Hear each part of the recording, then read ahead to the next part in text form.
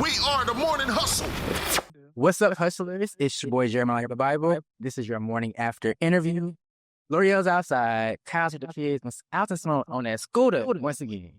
But I have the pleasure of sitting down with Miss Stormy Steele. Hello. What's up, Stormy? Nothing much. Good day. You feeling good? Got the red hair? Yeah. Got the glasses? Kind of like my favorite. I like this. I like the red. The red brings a little spunk, a little spice. Yeah. Now, before we got started, I kind of talked about this a little bit, but I heard you be having $1 million journey, guys. Well, yeah, I did have $1 million dream with Canvas Beauty. It was like the catalyst and the thing that like started my entire business.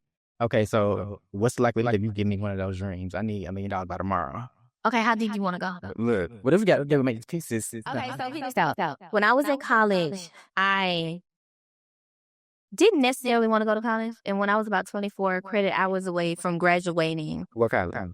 I went to USM and then I transferred to Mississippi State. Okay. Yeah, so I was at Mississippi State at the time. Okay.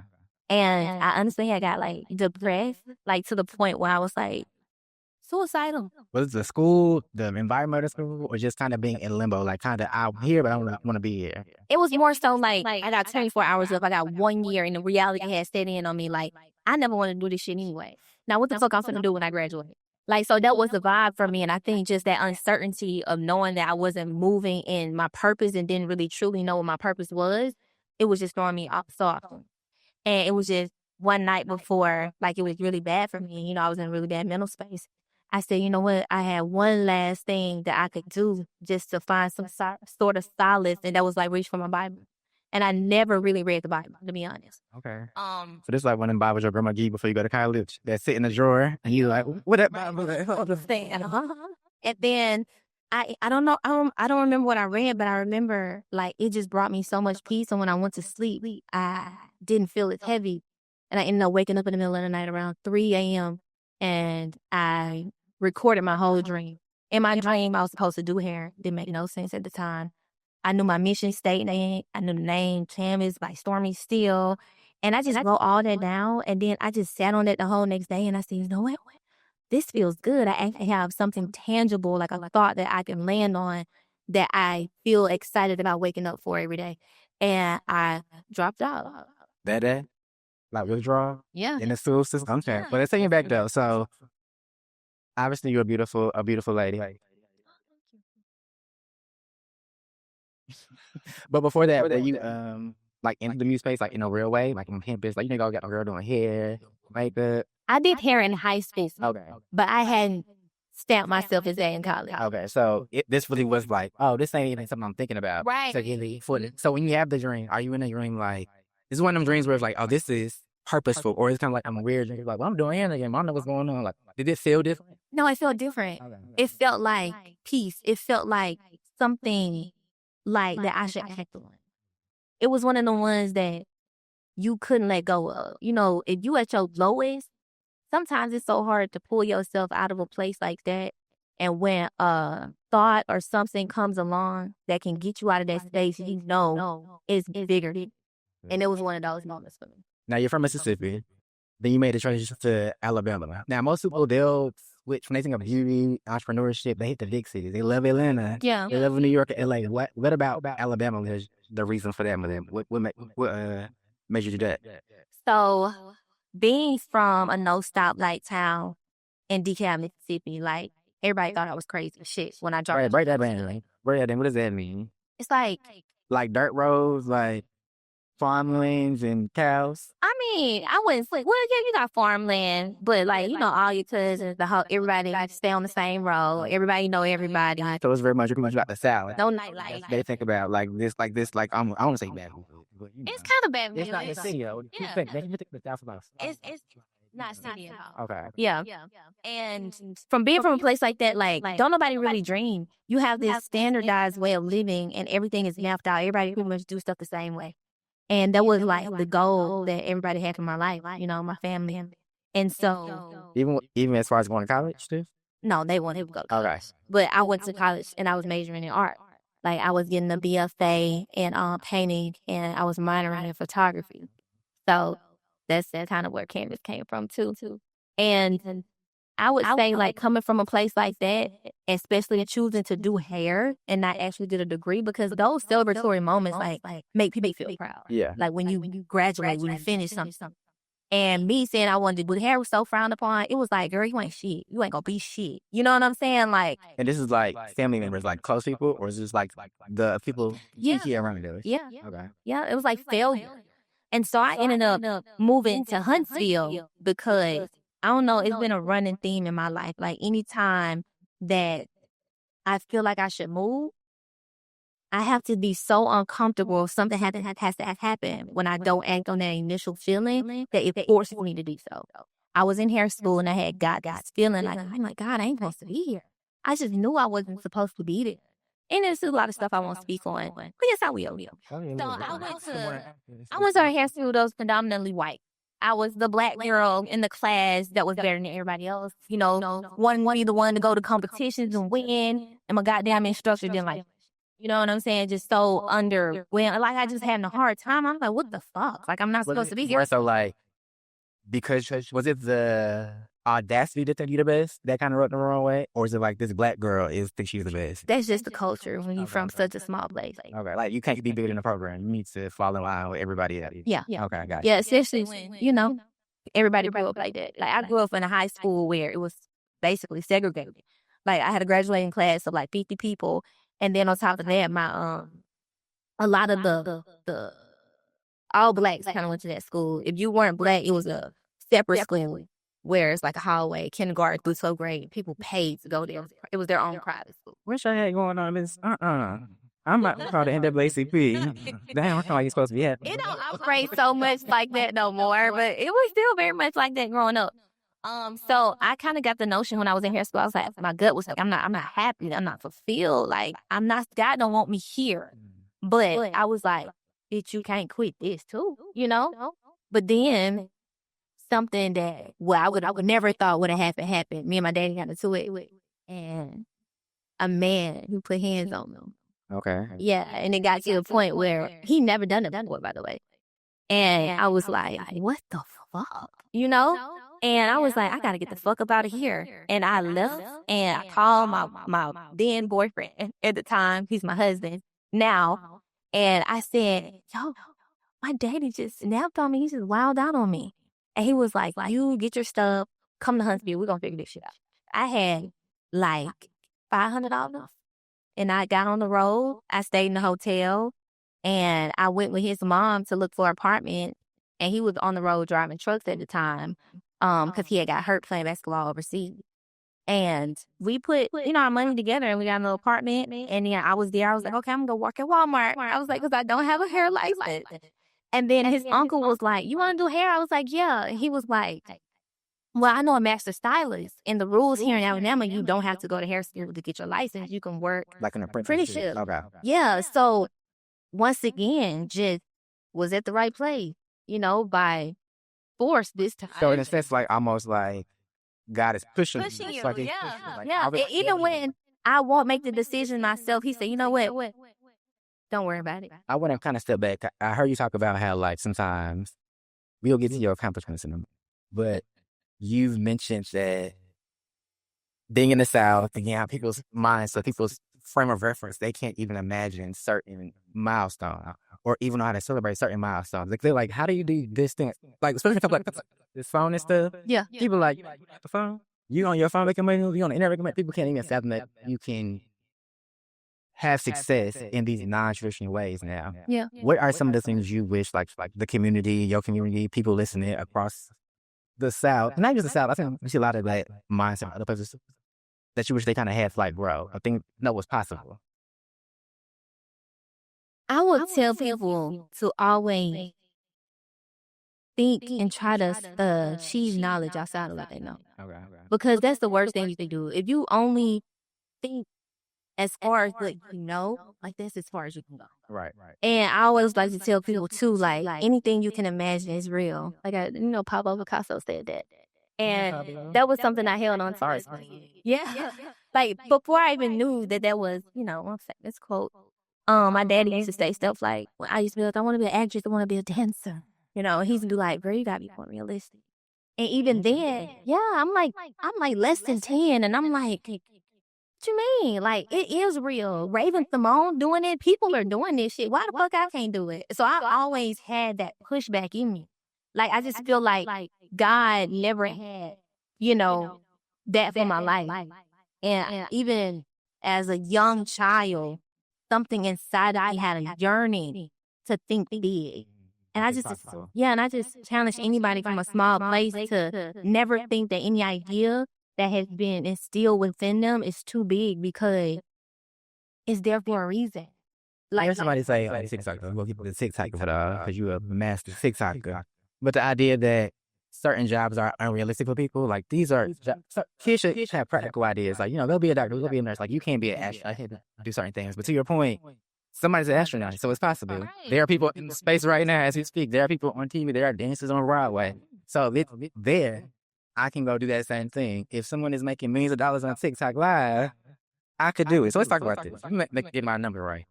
You became the first creator to generate $1 million in sales during a single TikTok Live. How'd that happen, girl? Give me the blueprint. This is a good one. So my habit saying was intentional. Like, I'm going to meet this goal today. A little bit of both. So I got on TikTok Shop in August 2023. I was in a deficit, a big struggle within my business. I had seen tremendous success in 2020. We went viral online. I did like $20+ million in sales. I just thought I was riding high. I thought my life was going to be good forever. And then by the time 2022 hit, I damn near lost everything. So this is like right around that pandemic time. Everyone's in the house, on the phone. The money. Yeah, pandemic was lit. And the money was still good. Even afterwards, I just had a lot of growing pain, whether that be employing the wrong people, not being smart in areas that are not zone of genius, or even well versed in them, that led to a lot of things happening to the detriment of my business all at once. And it was like really bad. But even in that season, I was like, you know what? Shit, you did that shit one time, bitch, you can do it again. And I said, this is not happening to me, it's happening for me. And I just did not believe that God would have gave me such a great blessing and let me see the heights that I've seen for me to never see them again. I knew it was something that I needed to learn, and I knew that it was stuff that I needed to let go of, because I'm a true believer in the quote that elevation before separation. I mean, separation before elevation. You need a quote book for me. Yeah, I go by mantras. So whenever they keep me sane, like they keep me straight. So they keep me from going left. Like they keep me from saying this is bad. So I was like, if God is removing so many things from my life, it gotta be for a reason. It's gotta be because I can't carry that with me when I go high. You gotta shed some of that weight. So is that what you learned? That a lesson you learned from losing it, or almost losing it, like. Yeah. Okay. Yeah. And then, to be honest, if that hadn't happened to me, I would have never had the success that I have now, or been able to experience the thing that I have now. So that drove me to get on TikTok, because here I am, this entrepreneur refusing to give up, saying that I did it once, I can do it again, and I'm going to wake up and I'm going to hustle every day. I'm going to go hard every day. And one thing and one outlet that I hadn't used before was TikTok. And I was determined to learn it. Shop was new at the time. And I just kept telling everybody, I was like, I'm going TikTok, I'm going to go viral. They was like, bitch, y'all ain't going viral. That shit is hard, girl. And I was like, I don't believe that. Like, I just believed I'm going to do it because I believed it. And to be honest, the first week we were viral. And we stayed viral. Immediately we went to like $2-3 million months back to back to back. And it wasn't slowing down. And then I started to see people going live on TikTok. And this was around October 2023. And I said, I want to do one of those, but I don't want to do it like the way I seen everybody do it. I had seen people like do it in the fashion. It's just, regular turn your camera on. Right. I was like, I want to go fucking party. So it was so kismet. I ended up throwing this party, a TikTok live party selling body glaze. And the location that we chose, it was around Halloween time, and motherfuckers was just walking down the street with like costumes on. And I was like, oh my God. I was like, come on in, y'all want to come try the product. So we leveraged that, that organicness, and we got, fucking people with fish tanks on their head, like coming in trying products. I got Disney princesses and shit. So that was actually entertaining on TikTok. And we did about a little over $150,000 in sales on live in less than 2 hours. And what I didn't know at that time was live was so alpha, like Yeah. that people weren't doing shit on live. People were doing lives, but they probably wouldn't even make it $1,000. Well, that's all I want to know, Stormy. Because when you're the first to do something, one would connect two things. You're the first to do this in a big way, but also there is a recurring thing that I'm noticing with you. People say you can't do it, and you're like, well, actually, I can do it. And I think that's like a quality of Rudy things the first. Yeah. They don't wait for somebody else to be like, oh, somebody else did it, let me go do it. You're like, oh, no, I can figure this out. I can go do it. But in some of the ways, being the first, there is a opportunity that things afford you, like being the first. What has been the cost of it? Like, what have you had to learn the hard way being at the precipice of something, a new model, a new business venture? That now people can actually think to you and be like, well, I had this failure. I had this lesson. Learn from my mistake. I can say as it pertains to TikTok, it's been a smooth journey as far as like being the first. Because it was, ain't nobody been able to do it for real since. You know what I'm saying? But I guess the pain point in this win for me was thinking that it came with a bigger prize. Yeah, it's like, oh shit, you know, because see people like who do these streams like Cosmonaut, you know, and you're like, oh shit, yo, like it's going up. It's going up. Everybody's gonna know, but like with TikTok, it's so taboo, and it's a lot of players on the field, but they're not playing the game at the highest capacity. And I learned that, you know, with being the first one to do something, it's like, well, in this arena, Stormy, it can't just be you. Right. Like we just can't say, oh, Stormy's the one who did this or the only one who do this, because it got to a point where I realized that the goals and the benchmarks that we were achieving, because 2.6 million is our highest live stream. Period. Yeah. So that we was the first to do 1 million, but we went on to do 2.6, and it got to the point where those metrics and those numbers was discouraging people from thinking that they could win, because it was just too big of a gap. Right. From Because you did it so big, it's like, well, dang, I can't do Stormy level if I can't do it. Yeah. You know, there are other tiers. Yeah. Other levels to this. So what I did to try to beat the system with that was, I was like, fuck it, I'll start my own agency and I'll be able to help other people do the same. And I did that. I created 5 6-figure live sellers in 2 weeks. Now, are we going to see this on Bill Collective? You making these millionaires and these big ballers? No. But we will see a lot of live selling, you know, with us. I know I heard you might invite somebody to learn the situation. What was that about? She didn't deserve to be there. Yeah, you know, she want to learn and practice. Body. Let us. She want to be like Stormy and get his money on. No, by tomorrow. That girl's a hater, and that's just what it is. No, okay. So honestly, Bill Collective, you're on the newest franchise in Birmingham, but it's already been an established brand that people have been around with. For people who are not familiar with the brand, you know, they might be reality TV lovers, you know, they love a housewife, a Bravo show. They're like, but hold on, they got other situations I want to own network. What can people expect from a Bill Collective episode, the show in general? So I'm a producer on Bill Collective Birmingham, and I'm really proud of the work that we did on this season. I got to give a massive shout out to Mike Starr in the building. What's up, Mike Starr? That's right there with me throughout the whole journey. And Chanel Hudson O'Connor. They were producing as well, and we really poured everything into this show because we wanted it to read native. Like, even down to, I'm not from Birmingham, I'm from Huntsville. So, you know, there was so much chatter like, oh, why the fuck she get the anchor? She ain't from Birmingham. But when people watch the show, they understand because it makes so much sense. I ain't finding from Birmingham. You get what I'm saying? Birmingham is right up the street from Huntsville, and I was throwing a pre-release party there with Lala Anthony. Who's also featured in the show. Right. And we do parties everywhere. We've done parties in Vegas, New York, Atlanta. So that's just kind of what we're known for. And at that, in this time, because the live was going to be in Huntsville, I still wanted to do something close to home. Gotcha. But not necessarily at home. So that's kind of how we ended up in Birmingham.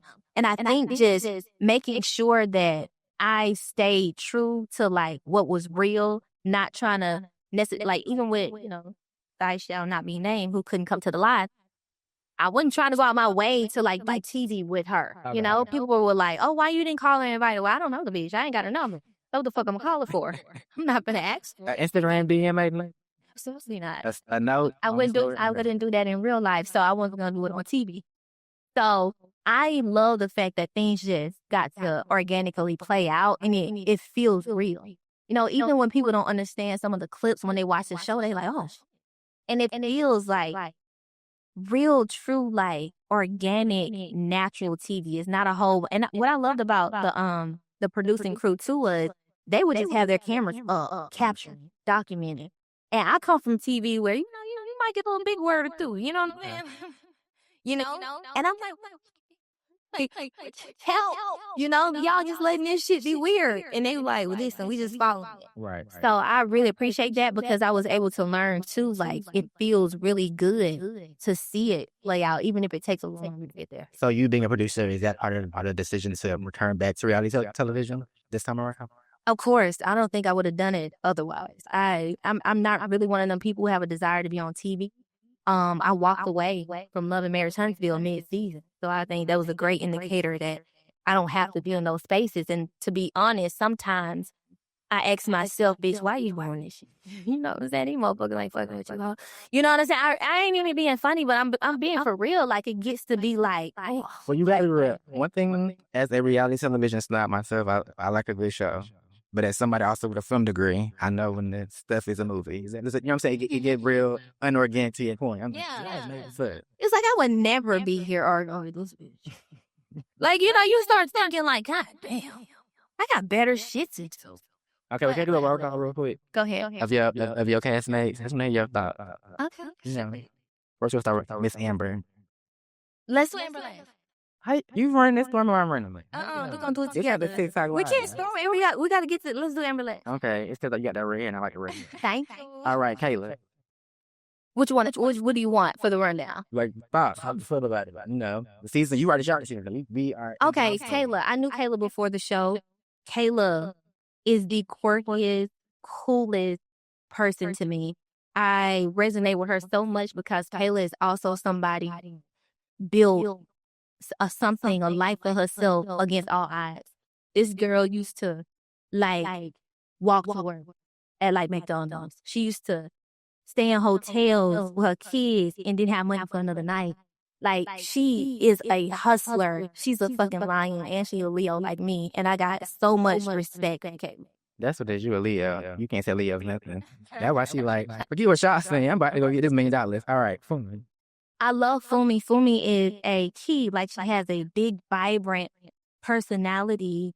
And I also had met Fumi and engaged with her, frequently, sporadically, kind of, too, on social before the show. I actually recommended Fumi for the show. Really love her. Like, being able to, like, get to know her more intimately. Like, I love the fact that Fumi cannot be swayed. Like, Stormi doesn't pick sides. She is going to shoot it straight.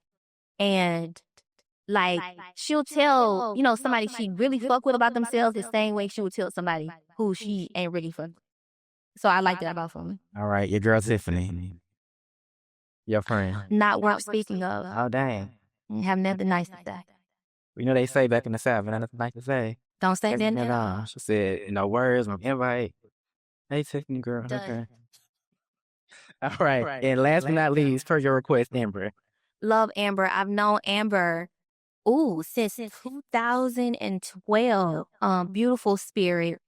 Have so much respect for Amber. I've seen her whole journey. Amber is a boss. Like, I don't think people realize that, she's the CFO of Candace, but Amber also has her own business that she excelled in tremendously. She has this saying that everything she touched turns to gold, and I believe that because Amber is a pour into people. Well, yeah, make sure I watch the Collective. I'm going to be watching the season there. Now, Stormi, don't disappoint me. Don't be here nice to me now you're on the show and you couldn't. I ain't really cutting up. I will say that I am one of the few people on the show who show what it's like to be a human being. Okay. And I feel like when it comes to being a human being, I mean, we're layered. Yeah. You know what I'm saying? Like, multifaceted. What you give is probably what you're going to get. But I think for me, I'm in a season of my life where I want to be the highest version of myself. I want to be exactly who God created me to be. I say a few times on the show, like, I'm responsible for so much and I'm so blessed and humbled by the life that I've been blessed with, and not just to have it now, but to have got it back. So even when I may do something that I'm not the most proud of, my goal is to correct it and learn from it and show growth.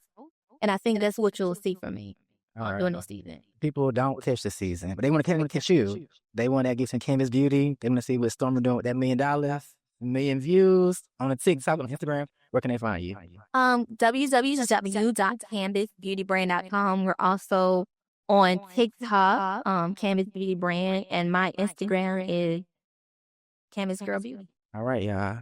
It's the morning after interview. It's Jeremiah the Bible, and it's Stormy Steele. We out.